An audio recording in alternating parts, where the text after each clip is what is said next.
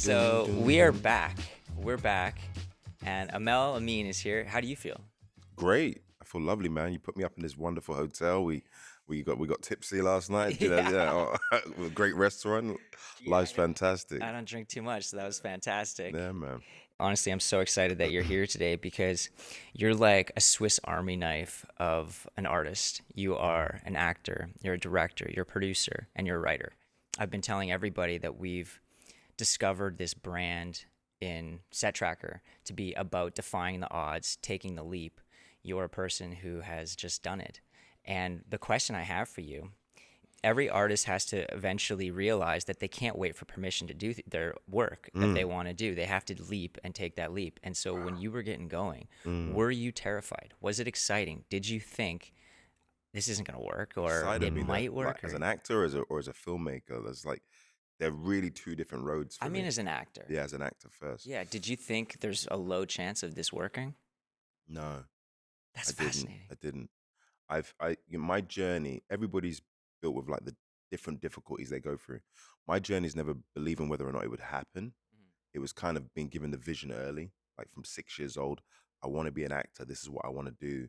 And then finding a lot of young success as a kid and then a teenager and then a young adult. My journey's more about like knowing what I want to do, but having to climb that mountain. I'm very clear on what it is, but it's the climbing of the mountain that's been sometimes a challenge, right? At different stages. And I've just turned 40, so oh, you too. Yeah, So yeah, yeah, I so did. I'm evaluating my life, right? The last like 25 years. And at different instances, I've had to, like you just said, not ask for permission to take the next leap. So for an example would be when I first came to America as an actor, no one was inviting me. This was in 2008, 9. The world was different. We didn't have like, Netflix and all the streamers and everything else like that. So it was very separate. And I remember my agent, Kate Buckley at the time, who represented an actor called Nicholas Holt, right? He was going to do promo, right, for an X-Men movie. And I was like, I've got to get to America. I've got to get to America. And I was 22 years old. And I said to her, I've got to go. And she's like, darling, you got to go to America with heat. You've got to go there when you've got something going on. I said, I got to go. I've got to go now. And I've had a successful career. I just finished a film called Kidulthood, and I was on a major TV series in the UK called The Bill. But I was like, I got to go to America. Ended up going with her on a whim. She says, I'm going with my other client. I'm there for a week. We can take agent meetings in that week. And this is 2009. I went with her, paid for my own everything, took the agent meetings, and true to word, she wasn't wrong. Every single person said, you're so talented. We see the work when you put the show reel together. Oh, you're such a great, come back, man. Come Come back with back. this thing. Come back Come later. back tomorrow. Come back tomorrow. I spent my whole life coming back tomorrow. That's a Bugsy Malone reference. But anyway, so I was like, oh, fuck. And then one woman, Mhm. a manager, Tammy Rosen, said, I'm gonna say yes. I was getting on the flight home to London, kind of failed, and she literally very dramatized like a movie called me. It's Yeah. like, Amel. I'm like, yeah, yeah, yeah. And she goes, Tammy Rosen, I'm gonna represent you. Just like that. Just like that. Wow. And Wow. she did this thing where she side pocketed me. And side I've heard of pocketed that, but I don't know what it means. so side pocket means like you're not actually officially on the books. Yeah. But I didn't know that. I thought I was on the books. So they side pocket you, and then they send you auditions that other clients of theirs who are more established would be going out for. Right. And what she did for that year is kind of test how on it I was. Right. And I would send the audition. I'd send the audition. So they didn't even ask for you. Yeah, no, the head of the company said no, but she just side pocketed me. And then one audition hit in 2010, pilot season. I did it in my mum's kitchen, a show called Detroit 187 for ABC. They loved me, and ABC and Disney flew me out there to do the network test, and I didn't get that. And then I was like, what am I gonna do? And then my whole family supports go, stay there, just stay there. And literally 13 days later, I got Harry's Law. with Kathy Wow. Bates, Wow. which changed my entire life in the American sense. And how old were you? 24. Wow. So yeah, so that's so wild. Like, so you just went and you just did But the you whole idea of not asking for yeah, permission and leaping into and it, you went for it. yeah. And did you That's pay what I meant. yourself? Did you have to ask anyone for some money to help you with that trip? Thankfully, I did a lot of saving on a show called The Bill. You know, I was on The Bill. So if anyone doesn't know, The Bill is the UK's longest cop running show. Right. Everybody was on it. I guess it's the equivalent of like NYPD or was it Law and Order? You know, that kind of thing. And Keira Knightley, Ewan McGregor, everyone's gone through there and guest starred. You know. Yeah. And so I was a cop on that show at 20 years old. Right. And so I did that show for 2 years, and so I Yeah. saved a lot of money up. Yeah. Yeah. And that was able to help me go to my journey to the States. Wow. Well, that's really smart. That I mean, it's smart that you had like some support. You had some credibility to go, and then just went, and that's what I loved, like that jump. Did anyone say like, you know what, this is crazy? When? Like when you did the first leap to America. Oh, the first leap to America? Yeah. Kate Buckley, she said it was crazy. Yeah. But at the same time, she supported me, Yeah. which was nice. Okay. I come from, the backstory of me is kind of like I come from a father. My dad, Yeah. Bilal Yeah. Amin, is a very from St. Vincent's, very small island in the Caribbean. And he took the mission to travel out to England with his brothers in the 70s and made a way, And so I've always seen, like in my mind, my dad was a guy that made a way. And so for me, it was very natural for me to go, this is what you do. You have a dream and you go for it. And then my mom gave me kind of cinema and my work ethic, in Right. terms of like, you've got to study and all the rest of it. So I don't really have the parents that said you couldn't do it. I had the parents that believed, or at least didn't get in the way of my personal dream. I want to talk about Legends. Mm. I mean, I should let the audience know that Legends hit #1 on Netflix for a few weeks in a row and worldwide. Mm-hmm. So like that is so rare. That doesn't happen all the time, Yeah. But I want to ask you, what was it like what was your first reaction to the Legends script? I think my first reaction to Legends was that this is incredibly well written, and it's one of those ones where I was able to just go through the 6 episodes at pace. Yeah. What happened? So I was in LA, and then I literally got the call to read the screenplay. Read it, and I was like, "This is really fucking wicked. This is like the proper thing." I think Neil's specificity, his detailed of like knowing the world. I always am very excited. Like you said, I've read scripts, and when I start pacing through them, and I get excited about not only what I'm doing, but how the world is coming along. It becomes an exciting prospect. And then I actually flew back to London because I was so excited about it. I flew back to London for the meeting, Right. to meet them in person instead of like doing over the Zoom and that. Really? You said, So- can I just fly in? I said, let me fly in because I'm really think this is great material, which is not a thing I do often, Yeah. And so I flew in, sat with them, spoke with them, and not only were the script of such quality, but they're just dope people. Yeah. And I think increasingly in our business, we're really wanting to work with people that you have a good rapport with. Yeah. Especially because the business is kind of truncating, it's going through a lot of challenges. Yeah, it's a and tough so time. people that've got great energy and know what Yeah. they're doing or are inspired. Yeah. You kind of want to mess with people like that. And then in terms of what it would become, I did not necessarily know it would become like it's become a bit of a hit. It's you a know? hit, Yeah, yeah. it's become a bit of a hit. And I didn't necessarily I usually have a very clear idea of what I think is going to happen. Yeah. Well, but with this one, I really detached myself It from the went result. bigger than your expectations. Yeah, because I didn't have any, and I'm an expectations type of motherfucker. You know what I mean? Yeah. So, but I was like, "Rah, this Yeah. is going mad," and Yeah. people are loving it. I mean, it's been compared to The Wire, Yeah. which is what a compliment.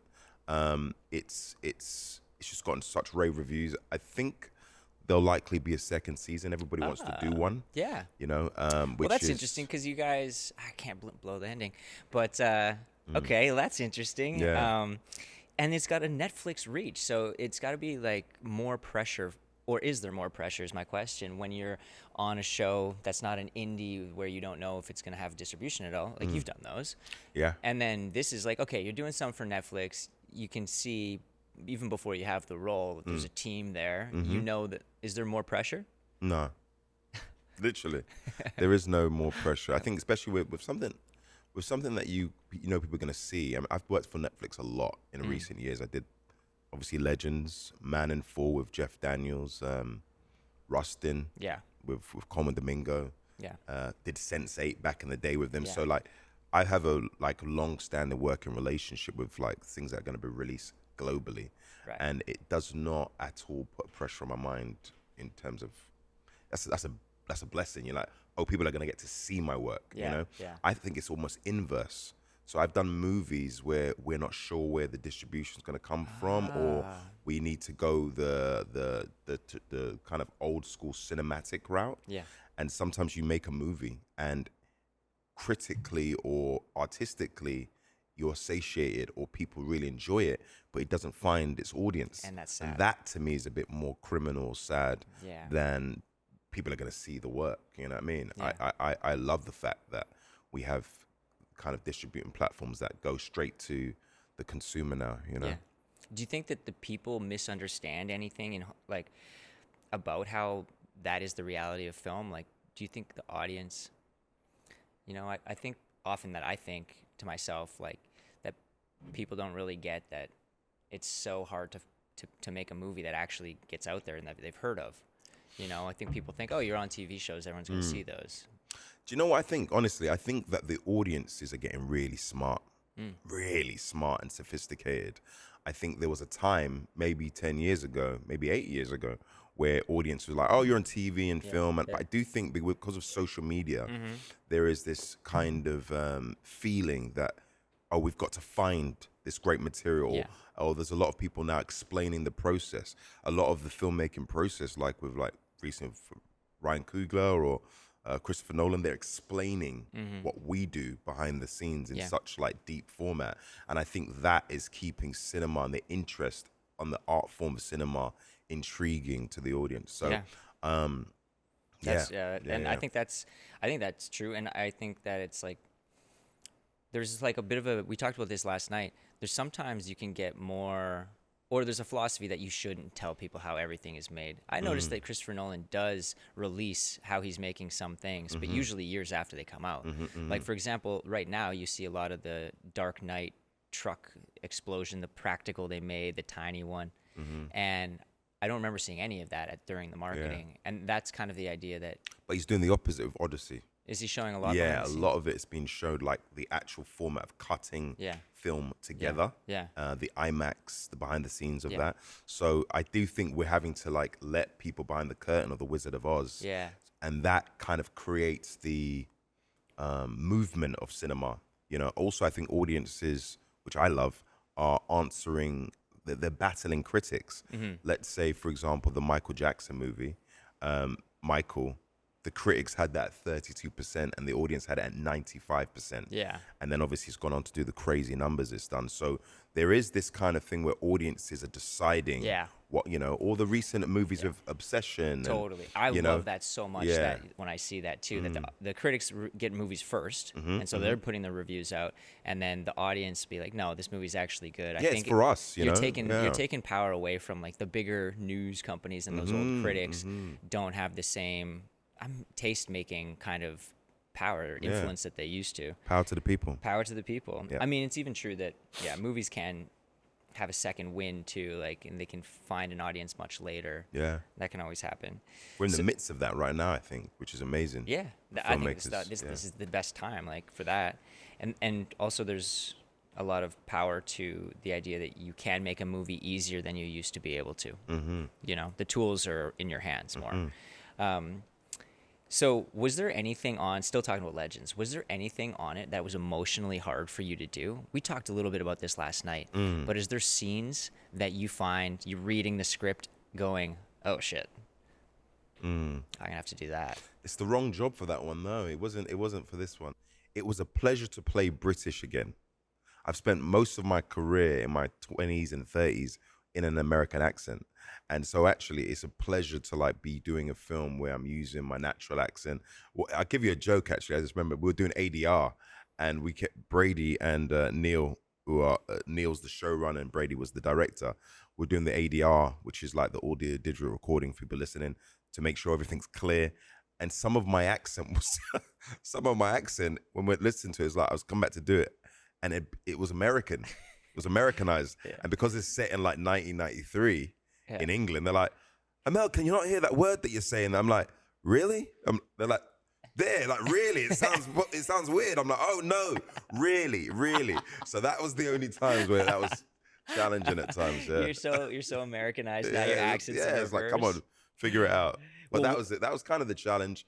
And then I guess the only other challenge I'd say with something like that is so ensemble Yeah. that you almost got to stay ready to Uh-huh. jump in with your bit, Yeah, you know? yeah. Where your moment's going to really shine. And I think because it's so ensemble and there's so many different aspects to it, I got to really enjoy it more watching it. Yeah. Because I didn't see everybody else's storyline executed. You know what I mean? Yeah. Right.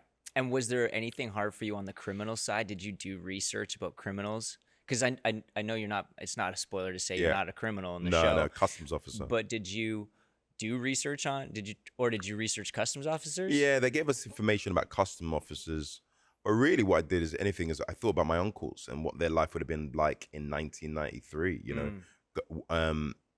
Also to imagine a world where you don't have as easy access to information, you know, and to also be one of the great difficulties I think about being an actor sometimes is you travel the world, you see so much and you're inundated with experiences. And so when you're actually going back to being an everyman, that's actually a challenge to set the tone of you being a person that's not seen the world yet, who's not achieved.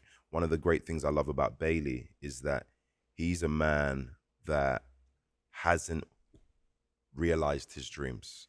So you go to yourself, well, what happens if I'm in a job and I've been in this job for like 10 years and I'm approaching 40 or I'm in my late 30s, and imagine in a circumstance where Amel, third person, hasn't achieved any of my dreams. What would that feel like? And Bailey, for the audience, that's your character's name in Legends. And he's starting off, that's in the opening, that he's starting off and he's not having, you know, he's not having an exciting all of the life. legends Yeah, are, all of them. The tagline is, which is in the trailer, could you do more? Could you offer more? Right. Yeah. And I think that's where all the legends come together in that sense. That's what's good about that show is that they have that idea amongst the show about what is your legend. And they talk about that because you guys are trying to solve this. Well, you're trying to, I don't want to spoil anything, but you're trying to stop drug dealers, I guess. And to do that, you have to come up with a storyline of how you can do that. And you're playing another role in a sense when you're a cop or a customs agent and being being capable of understanding the mindset of a gangster, of these criminals. That's kind of one of the themes that drives the show. Yeah. And so I think that that's a cool, almost a play on words even for the audience. Like, what is your legend? Yeah, what is your legend? And I guess what is your legend is like, what is the strength that you, Kyle, personally have that no one else has? Yeah. Or what Bailey has that no one else has? Totally. For Bailey, it would have been that he's grown up in an environment where he kind of understands, comes from an estate in Battersea, right? So he kind of understands that world. Yeah. And so he can kind of put that legend / performance on naturally. Right. Yeah. And did any of the other actors do method? Method, no. You know, method. I've done method acting a few times as an actor, and I don't think anybody was method on this one. I think no. Tom Burke, he does a different accent, doesn't he? He talks like this in the show. He talks like that, and that's not how Tom Burke talks at all. So he put it on. Yeah, you know, so he did an accent, you know, but Tom Burke rather talks like that. He's quite posh. Yeah. You know what I mean? Well, that's cool. That leads us to the craft and process. The craft. So what is your process when you get an audition? Do you have one? Is it just read the script, think about it for a bit, and throw down the tape? Or what's your process? So there's different processes. So there's the process when I'm offered a role, and I don't have to go through the audition process, and that's a particular excitement and a particular kind of Oh, they just give it to embrace. you. Yeah. Yeah, so a lot of my Yeah. career has been that, and then there is the process where you have to go and fight for the particular role you Right. want. Right. And um, I think you got to do your own. If it's the audition process, it's kind of like you just got to you got to do your interpretation. It's got to be really specific to what you think, because if it's an audition process, they're seeing about 20 tapes, Yeah. 10 tapes, and it's like, what's my take on it? And then there's a degree of letting go. There's a degree of going, do you know what, man? Like, this is my interpretation. The other 20 actors that they're seeing, especially where I'm in my career, it's going to be not loads. Yeah. They're going to be great as well. And kind of getting into the mindset of like, well, sometimes you have done a great performance, but you don't fit into the imagined structure of the director's vision. Or, you know what I mean? You could stand out too much or not, whatever it is. So that's one process. But my process as an actor, like when I've gotten a job, what do? I think each thing's different. Sometimes if it's something like Rustin, where I'm playing Dr. Martin Luther King, you've got to I immediately went, what scares me about this, right? Yeah. So I'm like, Yeah.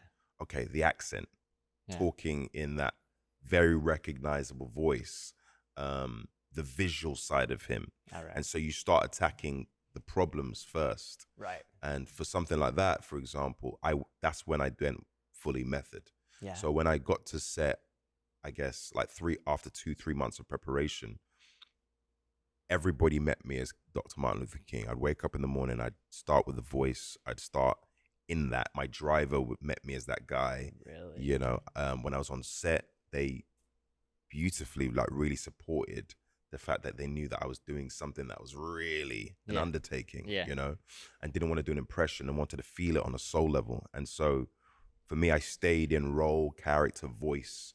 And I only would break when me and Coleman Domingo would go to like the dinners.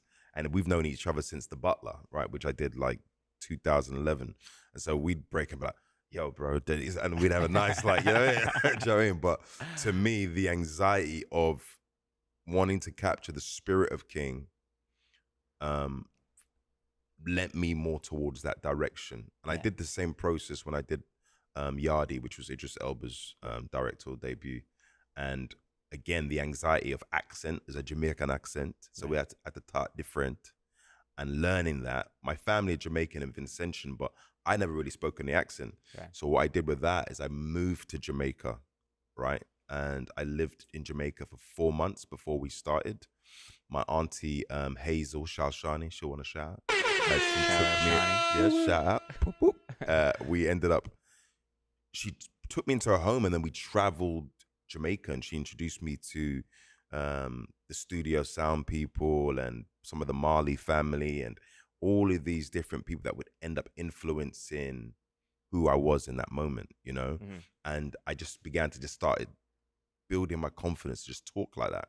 And then when we got to set 4 months later in London, I just stayed in the accent for 2.5 months. Wow. And what's interesting for anybody that doesn't do acting or people that do, if you start talking in an accent and you're there talking accent, and after a while your mind starts to think like, me there talk to you like this, or if I'm talking in an American accent and I'm doing that thing and I'm rounding my words, and your brain, it's like there's a physical thing that happens in your brain, Like a momentum, like a wave. well, more than that, it's just your brain starts to trap your mind differently.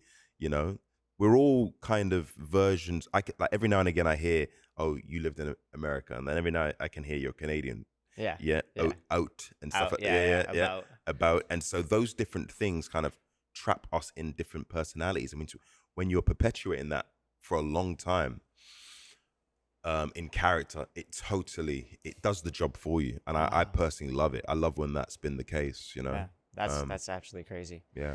It's the theme of the show, or the theme of our show here is like taking risks.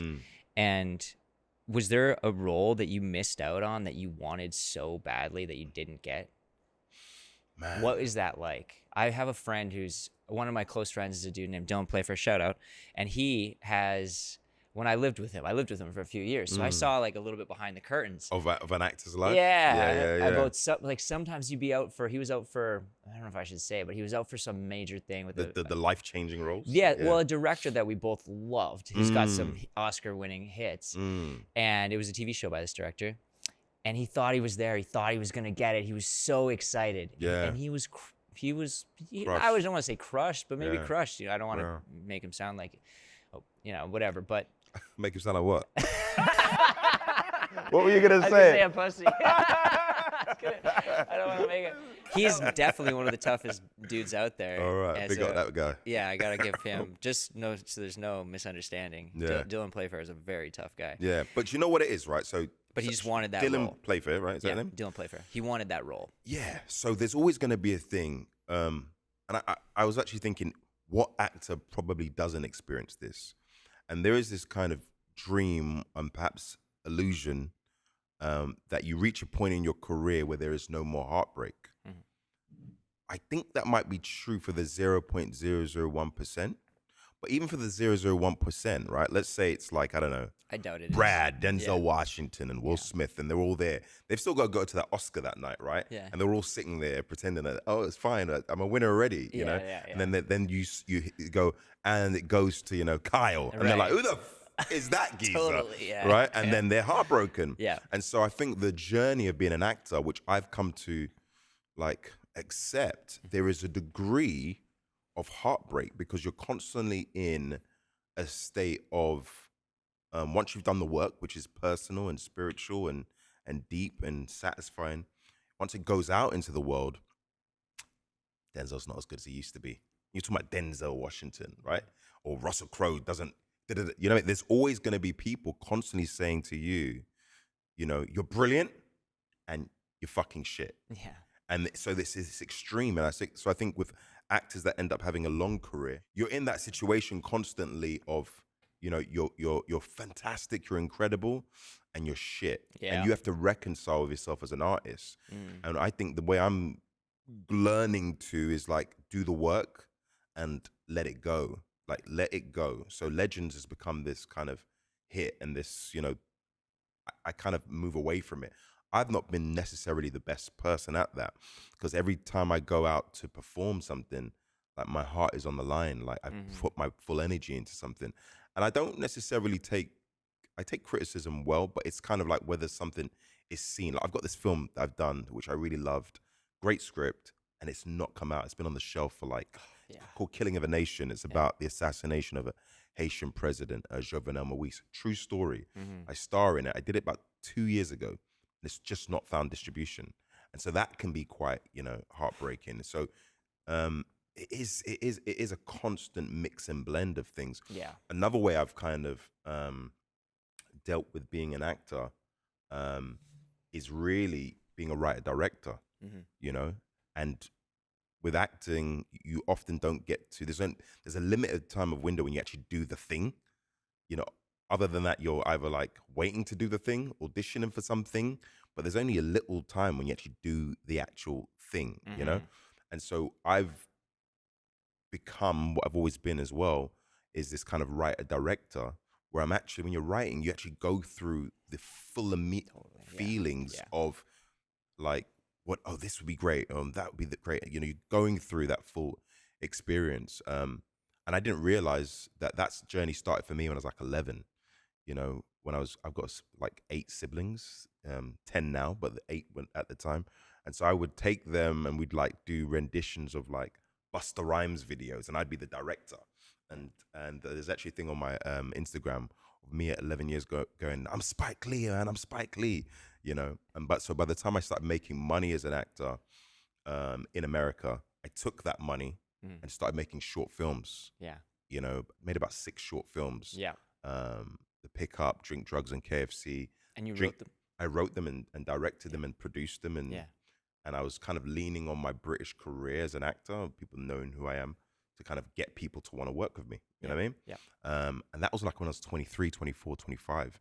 And that, doing all those short films, not asking for permission, like you said, and actually just getting on with it, by the time I'm 33, 4, I do my first directorial debut of Warner Brothers and film for Mm. Boxing Day. Yeah.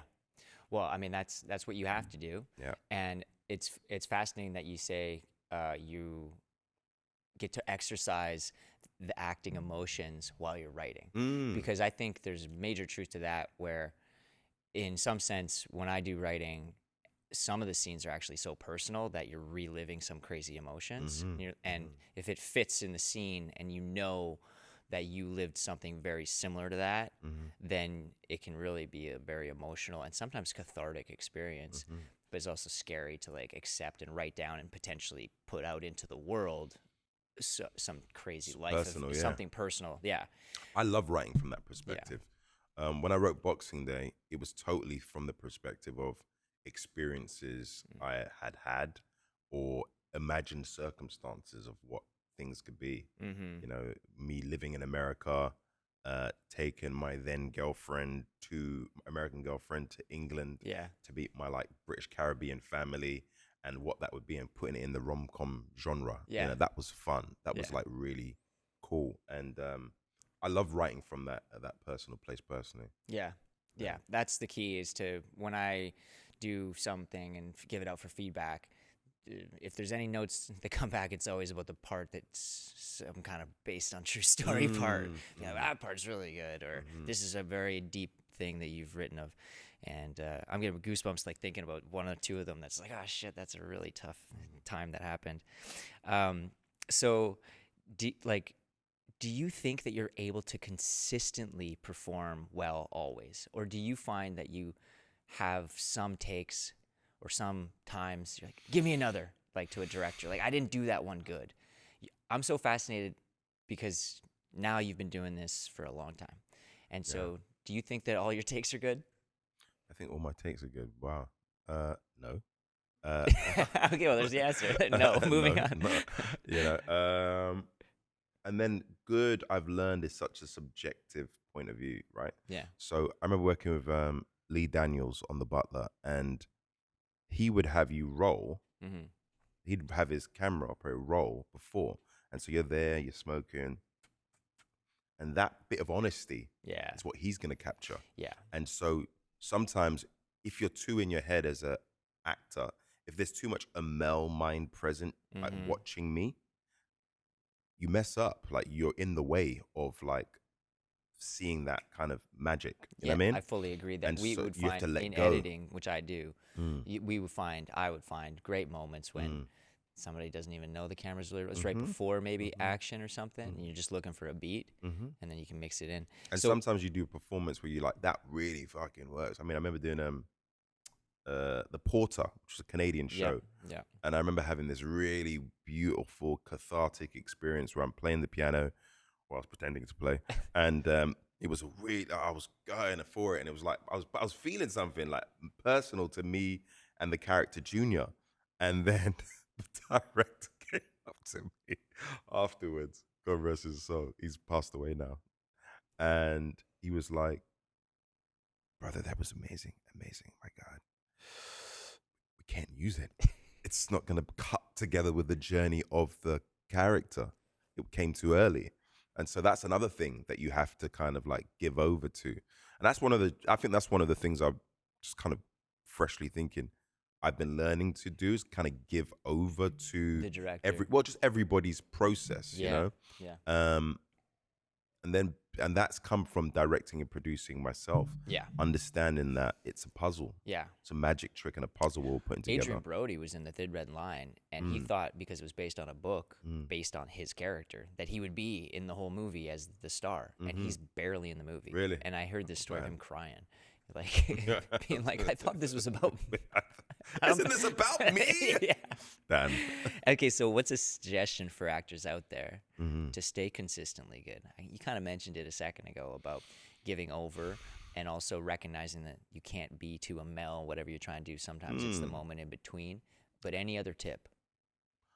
For actors to Pro tip. pro tip to stay consistently good, I think it is to watch old and new of lots of stuff, stay inspired, really try and figure out what has made someone so whoever's affecting you, why it's affecting you.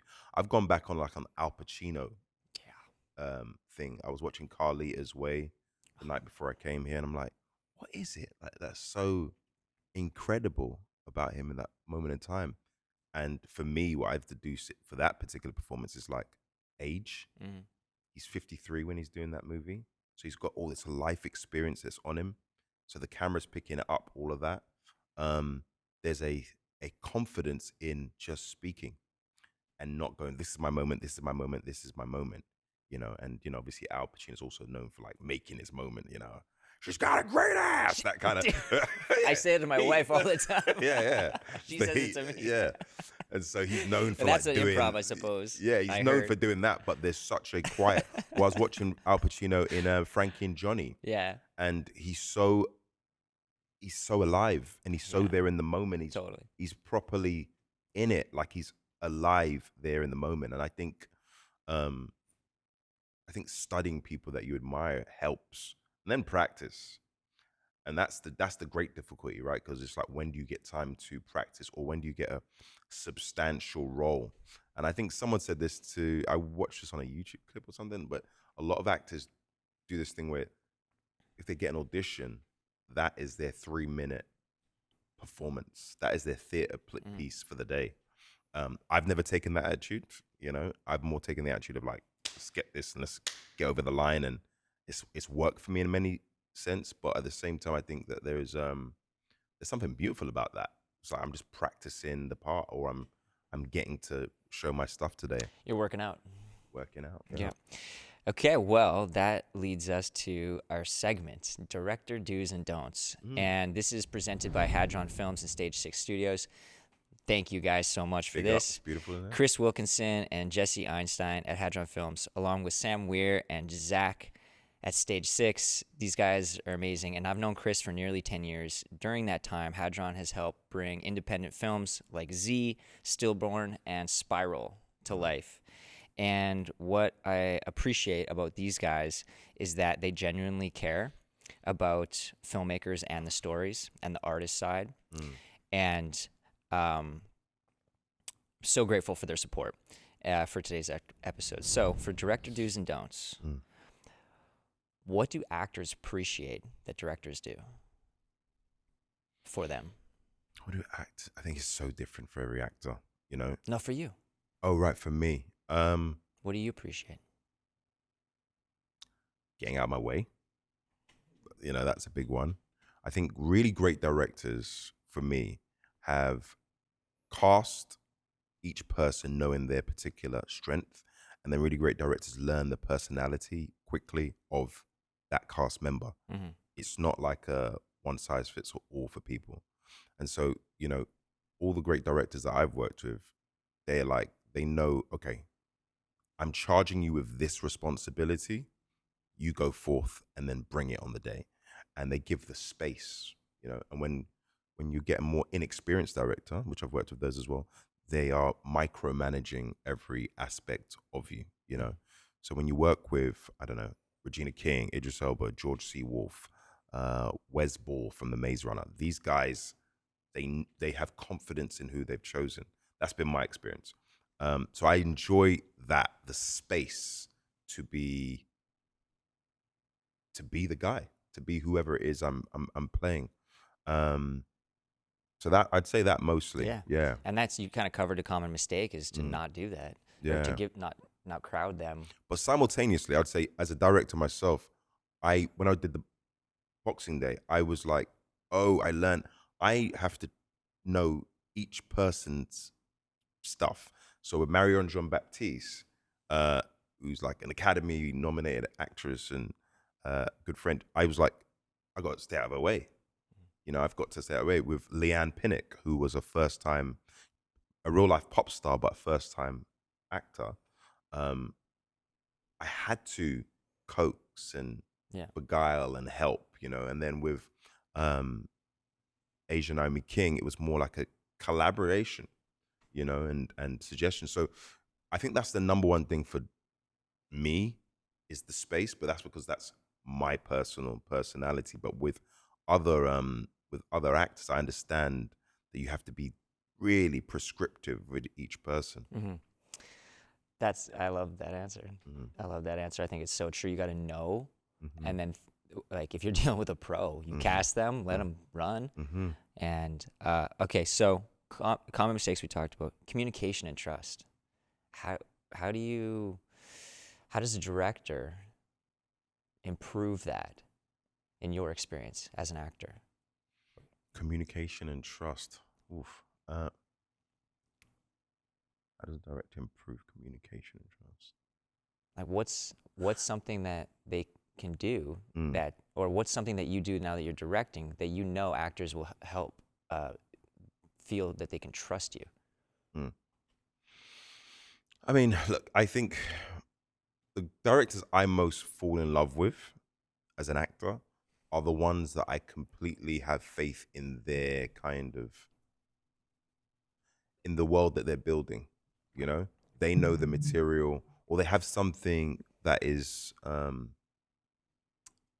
very attractive about them as a filmmaker that you want to invest in. You know, so there I've got all these different examples again, where it's like I said, George C. Wolfe, who did Rustin, he knows every single thing about the material and the time, and he talks to you about it, and tell people stories to the point you're just like, I'm going with that guy.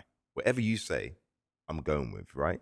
And like Wes Ball, was such a ball of enthusiasm, and you're like, that's so infectious. I'm going with that guy. Right. You know, so I think as an actor as well, there's a time in your career when you don't have choice. Just got to take what you get. And I've been there. And there's a time when you're like, I'm choosing to go on the journey with that guy. And I think that infectious kind of enthusiasm or wisdom or personality or even their CV, like what the kind of work that they've done, you're just like, I am investing in that guy. Right. And that's kind of this journey I've come to as an actor, Yeah. is really going, oh, really is a director's medium. It's collaborative, but it's a director's medium. And I'm investing in that guy. I'm Right. going with that guy. Now, there's times where you get a bit more of an inexperienced director or someone that you know is not clear. Mhm. And that I've also experienced being a bit more like, what do you mean by that? And what you talk, I mean, and so I've gotten into those bits, and I'm quite a strong personality anyway. So, you have to find your feet. So, um, Yeah, did I I think answer your that question? I think so. I Yeah. think it answers it. It's interesting because trust is a really difficult thing to, wrap your Mm, head around. How do you make someone trust you? And we talked about this last night about I was saying that you want in your career as you get older, I want to work with people I trust. mm-hmm. And I say, well, how do I know that I trust Mm-hmm. them? There's just something about the way that they're honest, Mm-hmm. or that they can tell you what they really think. Actors, especially experienced actors, can be quite suspicious. Yeah. That because we're so trained in listening to other people. Like we're saying, what the art of acting is to listen, and so we're so trained, so we can hear the discrepancies in the voice, we can Right. hear the nerves, we can hear the performance Right. that someone might be giving to sell. Right. And so I've come to understand when I'm even trying to get actors onto my projects as a director, it's like being really honest was the best. Marion John Baptiste is a good example. I was met her in Third Street in by the Grove in LA. It was my first time doing a feature film. I wrote her a letter. It got to her. She decided to meet me, and I said, "I need you. I need you. I need your experience. I need your leadership. I need, this is a first time film about a black family experiencing like a holiday or in Britain, like a Love Actually type. I need your noteworthiness. I need you. I need you. And that She's is what made her do the yeah. job, because it was such a vulnerable, honest thing to say. Right. Yeah. Yeah, that's a good answer. The being honest. And I'm not Mm. sure if I had done that with you or you had done, because I was listening to you, didn't react Yeah, your you way. didn't do it with me. Yeah, and then, I actually don't even remember the conversation. you know what it was? It was about you. I wasn't sure on the budget level. You asked the budget level, and I Uh-huh. wasn't sure. And I think Ah. and then I asked, and I think you said, well, at that budget level, it was like Mm-hmm. that means I'm carrying it. I remember now. You said at that budget level, I'm carrying this movie on my shoulders. And at this time in my career, I don't know if I want to do that. Really? Okay. Yeah, Okay. Okay. and so I think, anyways. What was So the movie? We can cut this, by the way. But like, I can't remember. it this. was that movie about the road trip, about the two friends, and one of them was trying Yes. to take his other buddy back home because he had just got out of rehab, and the guy didn't want to go home. Yeah. So the correct answer to that would be is that it was I wanted to make sure I had a dance partner, Yeah, like another that was person. formidable as well. Yeah. So that we kind of carrying it together. Yeah. Yeah. I remember it now. Yeah. Wow, what's he talking about? That was a while ago. Okay, so building collaboration is kind of what we were talking about, and then this is different from the trust and the collaboration. But this, what I wanted to ask you about, was leadership, director do's and don'ts, because set can be chaotic, right? So, what's something that separates a good leader from a bad one? Listening and calm. You know, you want to be that calm force, not losing your temper. That one, you start losing people.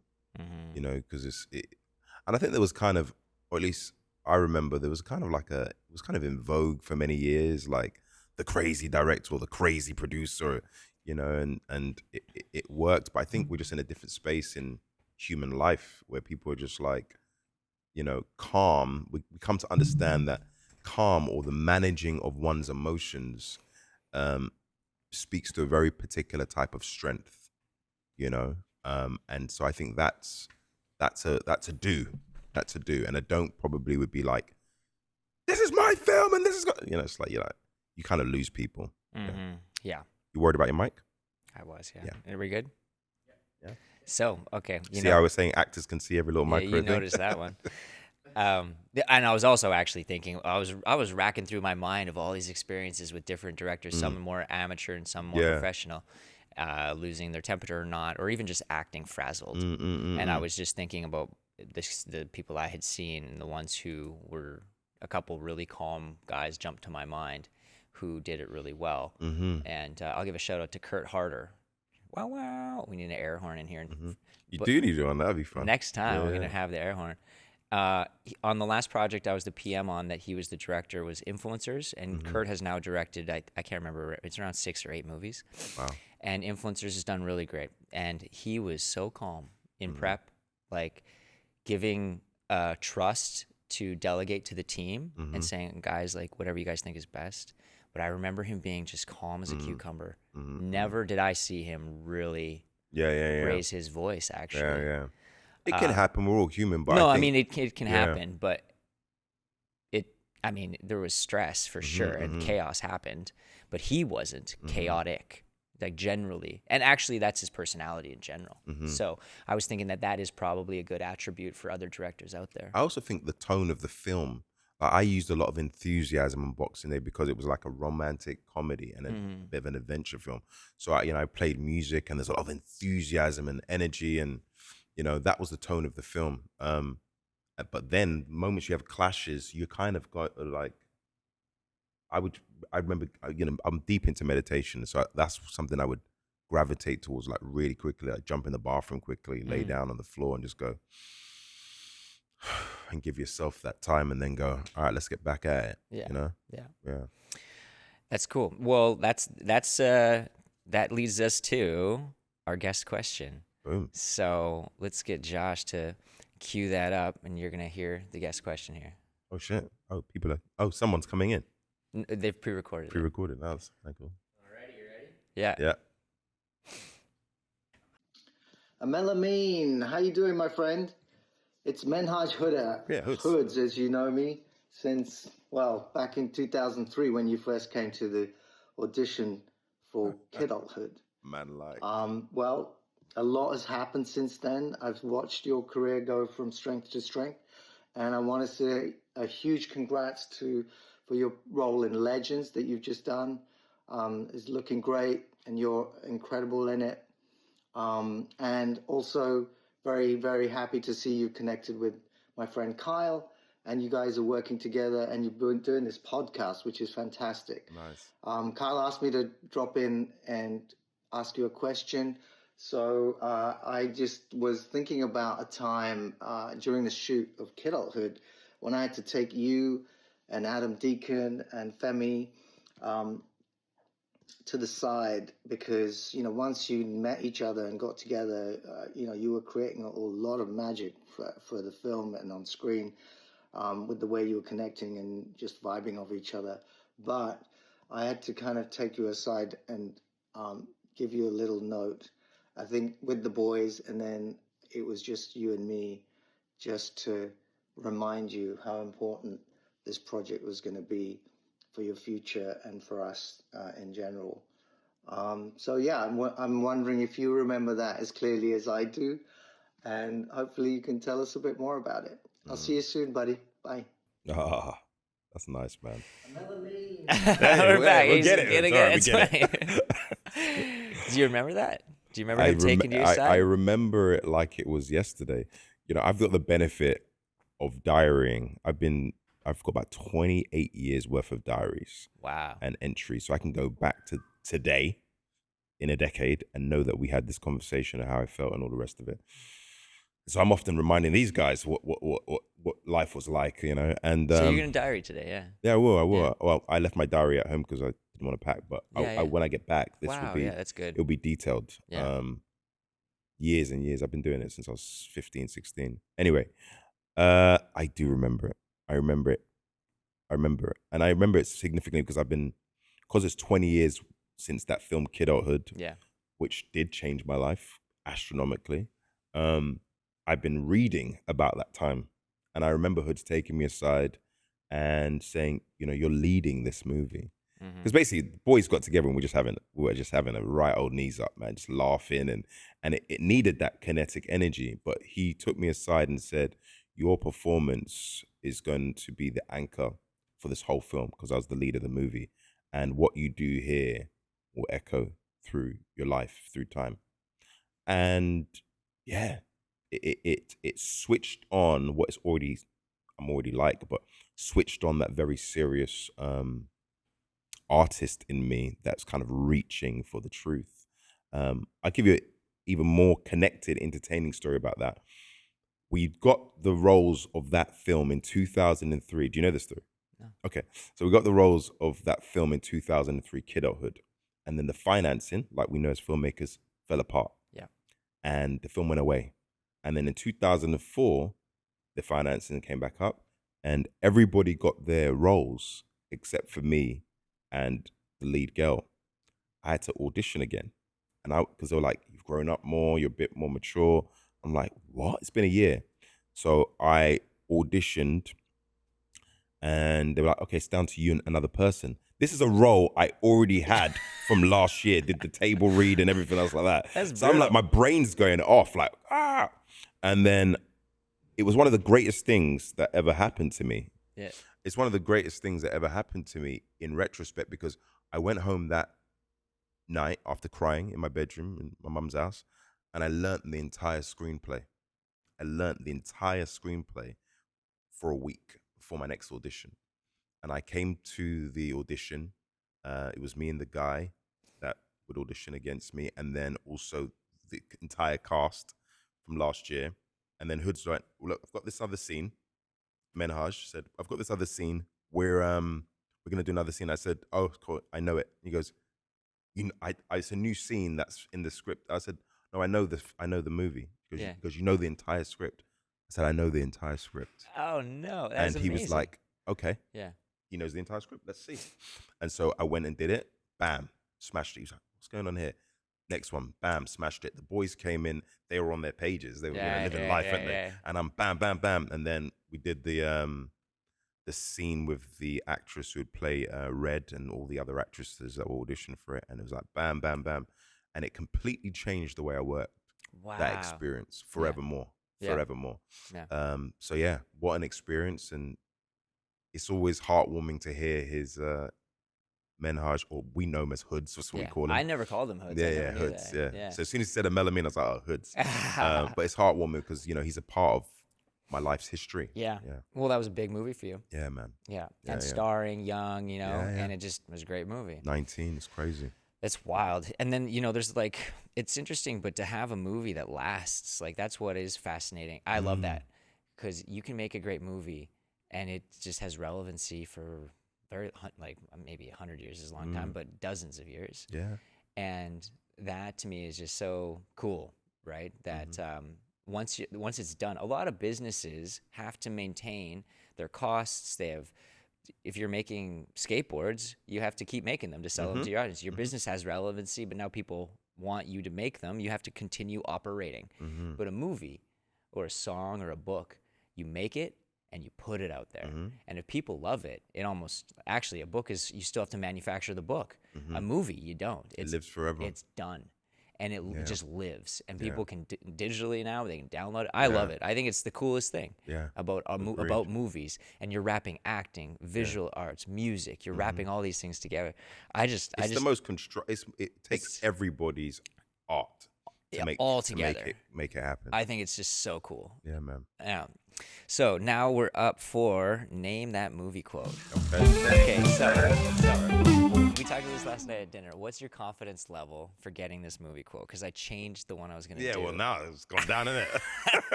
Yeah. You know what I mean? Doesn't want me to win. I think it's not that hard. And Go you're ahead. still going to get it. Okay.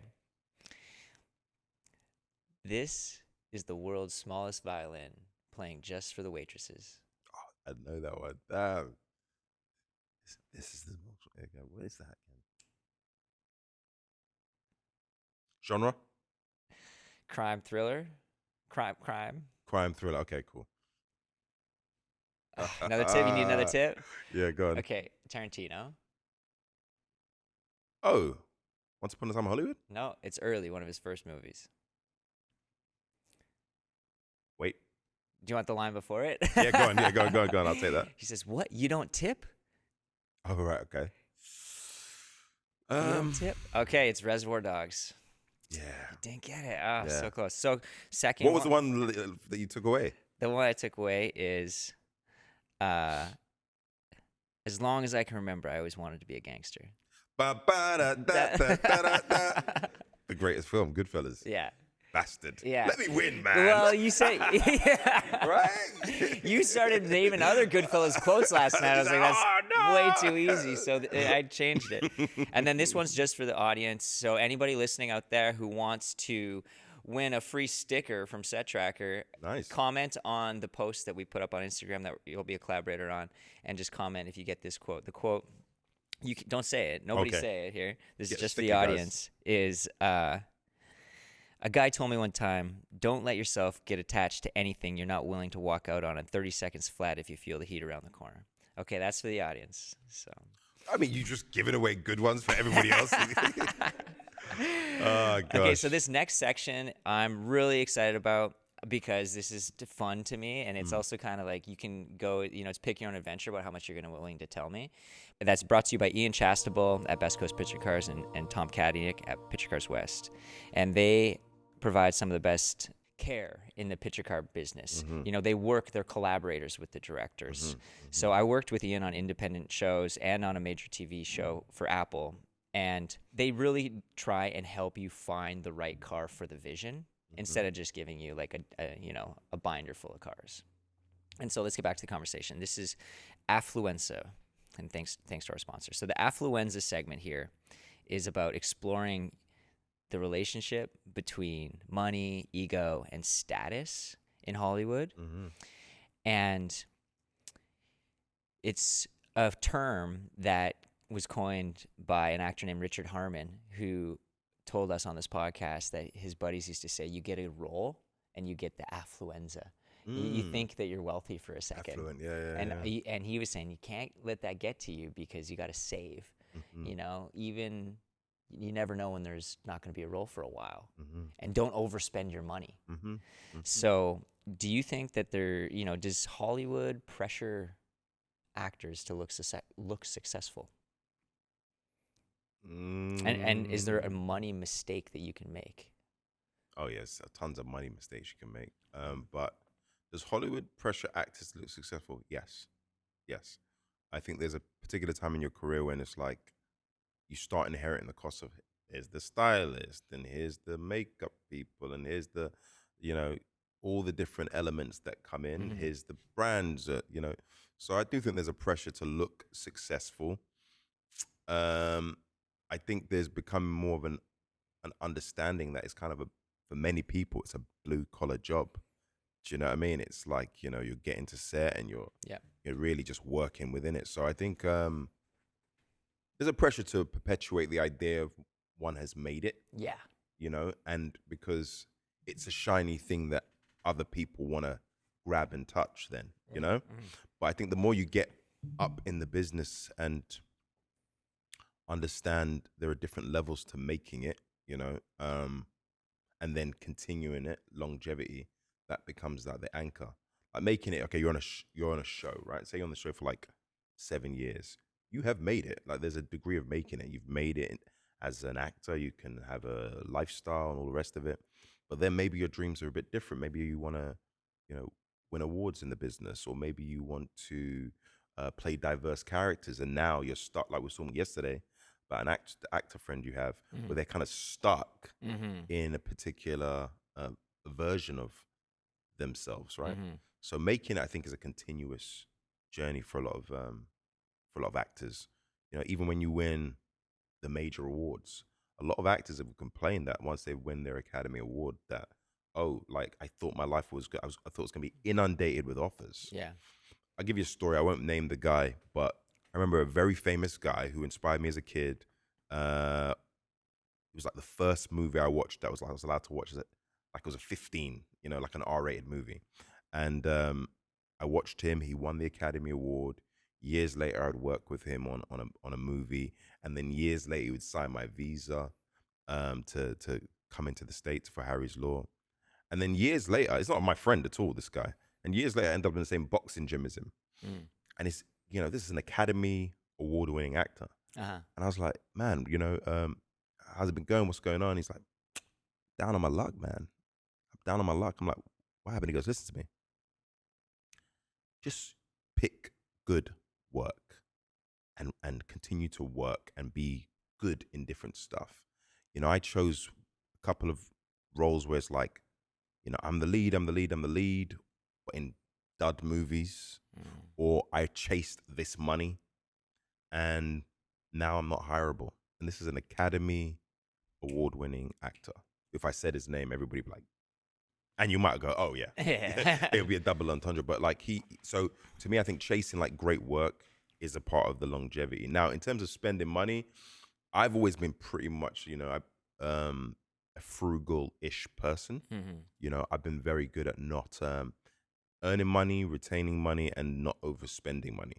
You know, I've been really good at that. And that's provided me with choice, the ability to say no to certain things. I'm not taking that job, or I'm going to wait it out, or I'm waiting for this particular type of thing in my career. And that served me, you know? So, but I've just kind of been Well, and then given that. what changes after you get that first big check? Did you have any? All right, so here's a personal story since you're asking. So I was 16 years old. I did this TV series, a children's TV series when I just left school called Brum. No one knows it. English people know it. It's like, you know, Brum gets things done, like, you know. And I was earning like like £1,000 a week Mm. for about 3 months, and then a retainer, you know. And for a 16-year-old kid, it's a lot of money, you know. So I'm earning like $4,000 a month. Anyway, so it got to like October of that year, and I remember looking at my bank account, going to my mum, my money's gone. Just like, darling, did you think it was gonna just continue? Because the job had ended, and I was spending money on like Dolce Gabbana and this and that, and my car, and it just went. And so I learned the hard lesson quickly, like, yo, slow your roll, and then, you know, Yeah. and learn how to save, learn about money, like learn about like how to invest, how to, you know, try and like not allow the lifestyle creep Yeah. to grab you. Yeah. And it's challenging. It is challenging. And then is there an ego inflation too? In terms of what, like, Well, making more money. yeah, It's got to be, right? It's Yeah, got to be. of course. It's got to be. But I do think you get to a point in life where you're. I think personally, I think becoming more successful for me has provided me with like a deep, deep, deep sense of gratitude because I keep my ears to the ground of what like quote unquote real life also looks like. Hmm. I have either peers that have done more successful and or peers that have not been as successful or not worked, you know. And now you reach a certain place in your life. You're like longevity, longevity, longevity, and what does real life look like? Yeah. So for me, I think becoming more successful has just made me like calmer, a little bit more peaceful, and deeply, deeply, deeply, deeply grateful. Right. Deeply grateful. It's funny you say like real life. Mm. It's like what is that? You know? Death, sickness, your family, the ups and downs of family structure, not working all the time, or maybe you're working all the time and making good money, but you don't get to see people, Mm. the loneliness of the job. Like real life is real life, like it is real life. So I keep I think for a 20-something-year-old that experiences like astronomical success, that's going to be hard to handle. Mm. For me, I think the pattern of my career has been like get to a boom ceiling and then bam, I've got to climb a bit and then like that like in the Mario Kart, let's go. You get the Yeah. hit and it's like so I've had a different journey where it keeps booming up, keeps Yeah. booming up. So within that time, there's been this time to really reflect and go, right, okay, so you Well, I know, think I talk about that with other people mm, about how you get like not to give too much pumping of your tires and legends, but you get on a hit sometimes, mm, and that's when I think people who know the business know like that's the time, mm. because What's the time? when you have a movie or a TV show that's doing well in the audience's Mm, eyes, when you have a movie that's starting to do well, and yeah, we talked about how it's a kind of a paradox because you mm, can't be chasing that. You should chase mm, the good work, mm-hmm, and mm-hmm, but when you have legends doing number one, hitting number one, mm-hmm, that is a it's as an actor you want to capitalize on that mm-hmm, time mm-hmm, on when those moments are happening mm-hmm, because that's where you get your other roles and then mm-hmm. you find I out. think I think in the end it becomes about reputation, long term quality of work and quality of person reputation. Hmm. I've had like a lot of hit like when I did the Maze Runner at 27, that that was 100 million Hmm. box office. So I've had those moments, or Sense8, or I don't know, The Butler, Academy nominated, Rustin. So I've had those moments, but my life has incrementally changed. Do you get what I'm saying? Where it's like another point on the board, Right. but it's not necessarily gone, oh, this now defines everything or changes everything. I've not had that moment Well, I where, think that's the healthy mindset. yeah. I think that's really the healthy mindset. I just was wondering if it feels like agents or other people when you have a hit come calling more and that you want Yeah, I guess when you got a hit, when you got a hit on a certain level, I think, but it's that level, isn't it? So maybe I reflect on my friend Coleman, who's I've known for a long time, and he's done great work for a long time, right? And then all of a sudden, he was like nominated for an Academy Award for Rustin, and then the next year, that's a now new level where you can, like, it's so quantifiable, hmm yeah. I don't necessarily think all the hits are as just being on a great thing. It helps your reputation, but it doesn't give you a clear breeze into like forever, in my experience, necessarily. And even when you do grab that moment, it's like, how do I sustain it long term? You know? Yeah, and that comes back to the affluenza. Mm. Like you need to sustain it. You need to sustain your career emotionally Mm-hmm. and financially Yeah. to know that okay, you got a big paycheck, you got a big hit show, Mm-hmm. but that doesn't make you a better person. It Mm-hmm. doesn't actually Mm-hmm. make you more talented. Mm-hmm. It just makes That you bit's very important. That makes you last more bit. yeah. Yeah, it just gives you a bit more exposure. Now, here's one of these questions. I'm not sure. This is the first time I've asked this. Mm. Okay. Do you want to share an actual amount that you ever got that was like, holy shit, I got this one fat check? Yeah, yeah, yeah. You No, don't. no, no, no, no. I definitely don't want to share. I've definitely got, yeah, but no, I wouldn't like to share that. Okay. Okay. Yeah. Well, I think it is an interesting, important I thing. want to know, like, you're going to keep doing this, yeah? And then Yeah. ask that question See who's. to 20 people. And I want to know that the day that person, you need to have a prize. Well, You're, there's like, a you're section. the only person that's ever answered this I question. know. There's a section. It's like one of my favorite podcasts is this snowboarding section, and Right. they call it Cheddar Biscuits, where they just talk about money and snowboarding and like have any of these guys made money or not. Mhm. And I love that section as an audience member. Yeah, yeah, yeah. And so I was like, fuck it, I'm gonna try and bring it in, see what happens. Yeah. It's like, what scares you creatively? Anything? What scares me creatively? Wow. Such a great question. I guess the biggest thing that scares me creatively is, not having the chance to do it, not having the chance to really fully realize my potential. That would be the biggest thing that kind of scares me as a person. Is like um like I have quite a good barometer on what I am and what's possible for me as an artist, and I've touched it, a handful of times. And I think that's it. That'd be it. And it's that idea of like, man, you know, I want that opportunity to to have a great run and be a part of great work, as an actor specifically for a second, like collaborate with incredible people. That would be the thing, to not be at the end of this journey, satiated by the thing I've dedicated my life to. So to keep going, What like do you mean? forever. What do you mean? Ever retire? Like, will you? Will I retire? Yeah. Like, do you think that you'll just keep acting as long as you can? I think so. Yeah. I feel Yeah. like that was what I plan to do in this industry. Yeah. I think to myself, okay, I'm going to get 80, 90, that's 40, 50 years. Yeah. And I don't see the point of like 65 retiring. Right. To me, Right. it doesn't.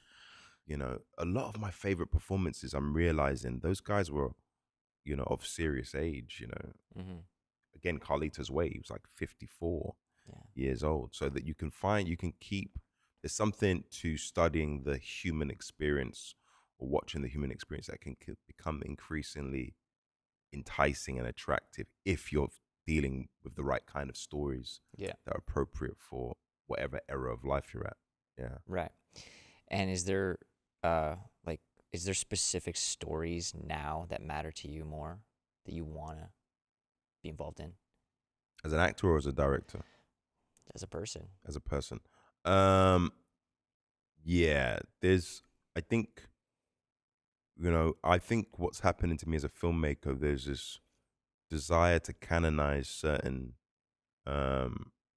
British experiences, like British stories, especially, and put them on the world stage. So my next movie that I'm directing is like a story about a very particular time, actually not too far off the Legends era, 93 to 2001, about a particular music group that was powerful and changed the country, you know?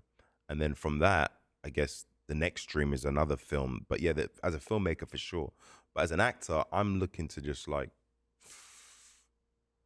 I look forward to like seeing what comes my way, like received. And if something is not coming my way in a particular way, I'll just invent it and then, do it that way. Do it that way, yeah. Yeah. That's part of the just leap, Yeah. Just make it happen. Don't ask for permission. For sure.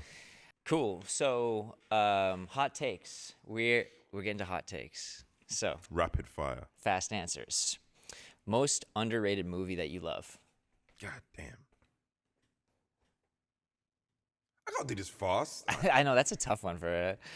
Just tell me a most movie, underrated movie even that I just love. underrated to you, like any movie that you love. Oh God, so many movies. Okay, you know what? Come back to that last. Yeah, we'll come back. All This is a lot easier now from now on in. That was a tough question. Don't know why that's sitting there. Okay, hot takes, crime or horror? Crime. Film or digital? Film. On location or studio? On location. Best rap gift you ever got?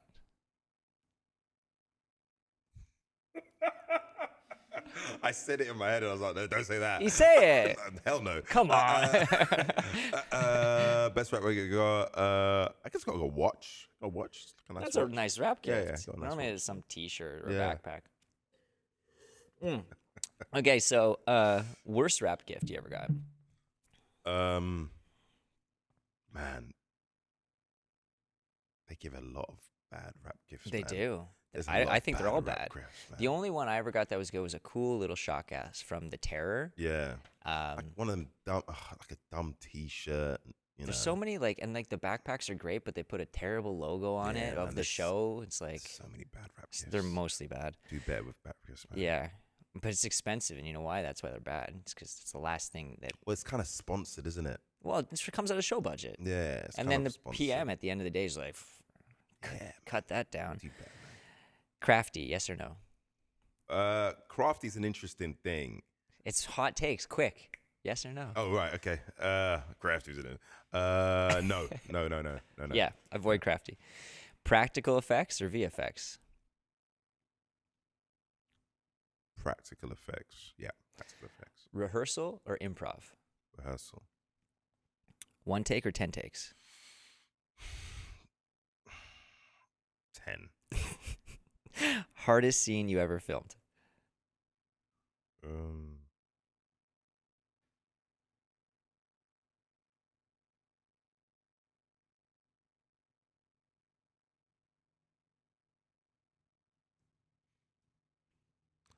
I'll just go back to there's a scene in Kidulthood, and I literally go to cut the guy's face, and I was so focused on doing a great job that I blew my in the rehearsal. Wow. So the rehearsal was phenomenal. Everyone was like, and then I went, all right, set up, guys. All right, action. I was like, I lost the emotion. No. Yeah. So that was probably not that. I don't know what the hardest is, but that's one of those things. Did you feel like you now don't try hard in a rehearsal? Yeah, I learned that lesson. 4 a.m. call or night shoot? Night shoot. I'm kooky in the night though, man. Yeah, me too. I'm kooky in the night, man. I'm like a different personality. I remember doing the bill, and we did a lot of night shoots. And during the day, I'm not great with this morning person. So you're right, guys. Hey, I'm really calm. And then the night, I'm like, wow, God, like hype. So I'm a bit kooky in the night still. Okay, well that's and then what are you watching right now? What's the show that you're gonna watch or movie? What was I watching? I said it. I think I'm on like an old school movie. On the flight over, I was on Dog Day. Dog Day Afternoon. Yeah. Dog Day Afternoon. So I'm on like an older movie, 70s film type of trajectory in preparation for the film that I'm going to be directing. Nice. Yeah. And who do you want to work with? God damn it, everybody. An actor you enjoy watching?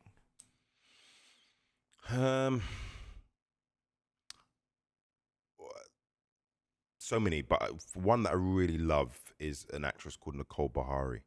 One of my shout out.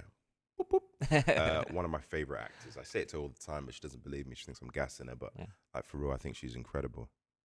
Cool. Well, that concludes the interview, but there's one more on the theme of the show. Just tell us one moment that you bet on yourself that you think it changed something. I do it so much. Man. The story I told you about, going to learning the audition for a week. Yeah. The story I told you about going to America and paying my way, with Boxing Day, the movie I directed, I put up $250,000 of my own money with the script, and I said, look, we're making this movie. And then in the end, I didn't have to spend it. Yeah. Other people came in and took my money out of it. But so I do that so much. That's kind of my life's work. Well, that's what we should go out on. Yeah, so yeah. there you go. Bada bing. Bada bang. Really. Thank you for Thank coming you. What a in. great interview, man. Thank you very much. It's great. Fantastic. It's Let's really have some fun. with this car. Yeah, man. Yeah.